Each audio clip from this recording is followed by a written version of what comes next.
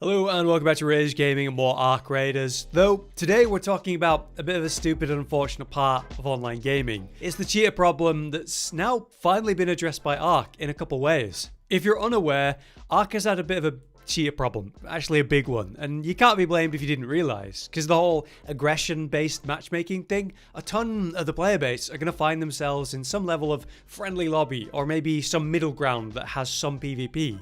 But let's say you're playing in the extremely PvP focused lobbies because that's all you ever do. You attack everyone on site and you've been doing that for a long time. That's where you'll find the cheaters because obviously they're killing everyone they see using cheats. So they're in a specific type of matchmaking you may not experience. That may in turn protect you from dealing with this pretty rampant issue in that aspect of the game. So that's important to keep in mind. What's actually going on?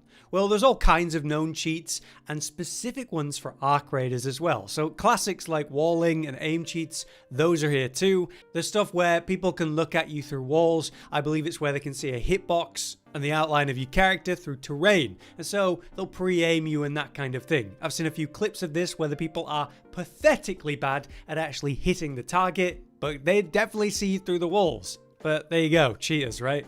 But there's the more classic and horrible aimbot as well. That lets people just perfectly land headshots with no recoil, where the bullets shouldn't logically fly in that way to the head of an enemy raider. So good luck beating that. But there's other kinds of exploits that do exist that you might consider cheating. You guys remember that fun that was still a Montis at release?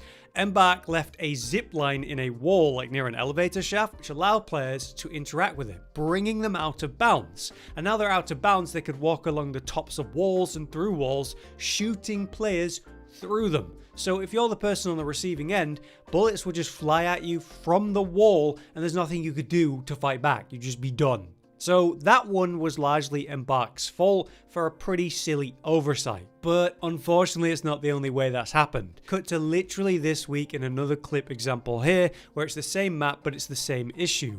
People are clearly using cheats to get out of bounds and do the exact same thing, despite them, not having the zipline anymore.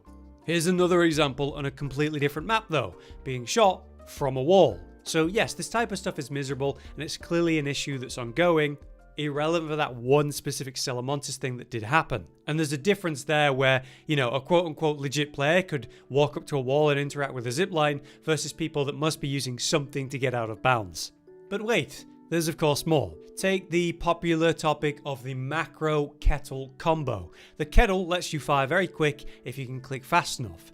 But if you instead use a macro that can click faster than humanly possible, well then obviously you can do some stupid things with that weapon. Shroud is actually a well-known streamer who was recently accused of using this macro when firing kettles in gameplay. Because ultimately if you can click fast enough, it's really busted. And if someone clicks really quick, it can feel that way, and so obviously a misunderstanding can happen. But at the same time, plenty of cheaters aren't clicking fast enough. They are using a macro that requires no skill to essentially dump the mag instantly. And that amount of bullets into you, wherever they're shooting you, you go down. But yeah, there's still more to highlight. Whether it's people going through walls to then sit at extractions before they're used, so as you open up the extraction for the first time, someone that shouldn't physically be able to be in there is sat in there and kills you with all the loot as you're there to leave.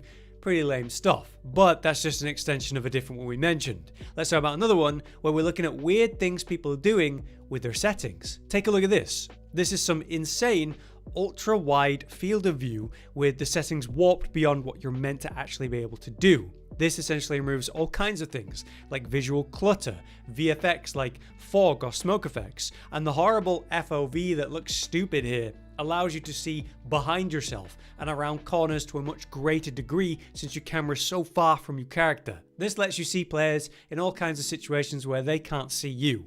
Here's a Reddit one that posted a picture comparison to make it more obvious. Here we're on, Buried City, we have the yellow fog, and that prevents you from seeing too far, clearly anyway, through the haze. And then you have the joke version on the side here, where nothing is hidden anymore, and you have a clear advantage of vision, as ugly as this is to look at. Would you consider this cheating? Well, it depends, because if it was just settings in the game that we could all mess with, then no, it's not cheating, it's just something that's lame. But my understanding is that people are messing with the console and config files to actually make this possible. So if you're someone that's just playing regularly using normal settings, you wouldn't be able to do this. That includes PC as well as console players. Technically it's possible for PC players to do this, it would sim. Or at least it was. There's actually been a response, an official response from Embark, but one that happened today as I make this video. It was posted in the official Arc Raiders Discord in the game announcements tab. We just pushed a hotfix removing the new console command, which was a feature never meant to be player facing. They're continuing to investigate related reports and actually may take action where appropriate. Their goal is to protect fair play and the integrity of the game. So whether you feel this ridiculous stuff with the settings is fair or not, Embark are clearly taking some kind of stance on it and have actually made some sort of response. Fantastic. This comes off the back of Embark's official response, so let's look at that.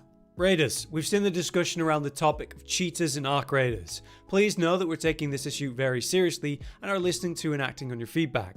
Over the next few weeks, we are implementing significant changes to our rule sets and deploying new detection mechanisms to identify and remove cheaters. That includes updating the anti-cheat systems for that improved detection and bans, as well as applying client-side fixes specifically addressing the whole out-of-map glitches. Furthermore, we're introducing tools for streamers to help mitigate stream sniping. So that covers a lot of what we've talked about here. This issue and variety of cheats in fact within Arc has been going on pretty rampantly for the last month. Shroud again has been a really vocal person, a voice for this, how bad it is, understandably. I mean, when you're one of the biggest streamers, right, you're going to get targeted by stream snipers, which is an annoying experience. Basically, someone's watching your screen and they're prepping an attack on you, or they're timing their attack to vulture you at the worst moment. Whatever it is, that's annoying.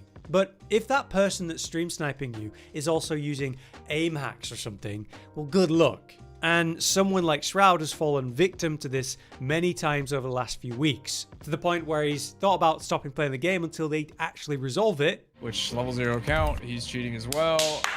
If there's no like meaningful change in the next week, 2 weeks, I was thinking of painting what's the point of playing? Like actually, what's the point?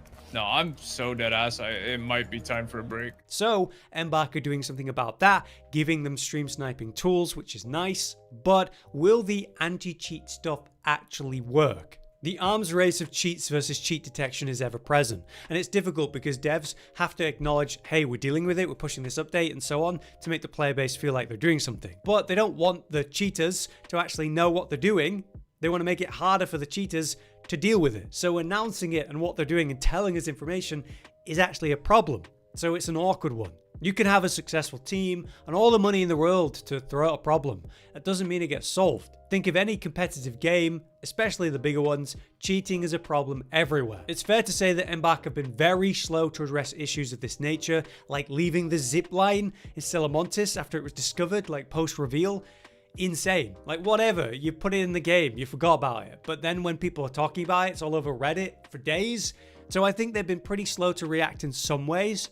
But now they're back in office and doing something, I think we can be optimistic based on the response so far. The fact that we've had a hotfix for the settings stuff, the fact that they're addressing specific glitches like getting through the walls, and we're getting a big anti-cheat update. I imagine from this point on, we should expect it to be like waves, where things are going to be better post updates and changes like this, then something else will happen, then it'll be addressed, a new issue comes up, so on and so on. Right now, all I want to see is them address the Arc Raider specific stuff, like preventing the macros with the kettle, the silly settings, which we're seeing them attempt, the whole bypassing the walls, which they've mentioned, stuff specific to Arc Raiders that needs to be addressed quickly and hopefully permanently. And then the bigger stuff that's ever ongoing, like wall hacking and aimbots and so on, we just have to be optimistic. Thankfully, it's not all negative. Embark have already placed a fantastic system in place for the game when it comes to reporting cheaters and getting your stuff back. Like, if you're lucky, you'll have never seen a message like this before. But what it is a cheater's killed someone, you've reported them, they've been banned, and then the items that you lost in that raid have been returned to you. As they say, due to unfair play, yeah, you get your items back. That's awesome, and I wish we had it in other games like Tarkov, because man, you die to a cheater in Tarkov and they get banned, they acknowledge what's happened, they send you a little message and apology, and you get what's like the equivalent of 1,000 coins, which is obviously a joke and not the value of your kit. At least Embark is giving you everything you lost specifically, which does hugely soften the blow of what happened, especially if you had important gear.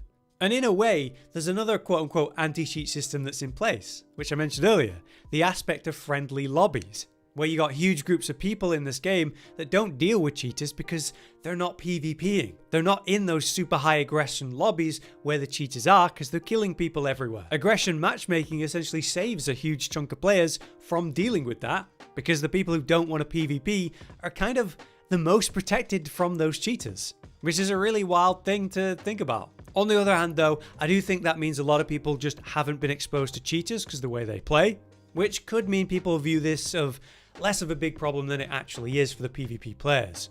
I can already envision it where people are like, oh, we'll then stop PvPing. Think about it this way. How long will it be before the cheaters find a way to manipulate the matchmaking and kill people in friendly lobbies? We want cheaters out of the game no matter what part of the game they're investing. So here's my question. Have you experienced cheaters in Ark Raiders? What happened? And did you get your loot back from that system? Let us know your experience with it. It'll be interesting to see kind of how common it's been for our community. Either way, thanks for watching. Let me know, and I'll see you next time. Josh, Cotton, and Hollow with the videos, dropping the humor like a hammer on your tippy toes, bringing entertainment on a daily arrangement to take our insanity and turn it into entertainment. Yes, I said entertainment twice, to reiterate that it is nice to look into your faces on a mostly daily basis when you let us in your homes to make the whole world a stage. Goodbye.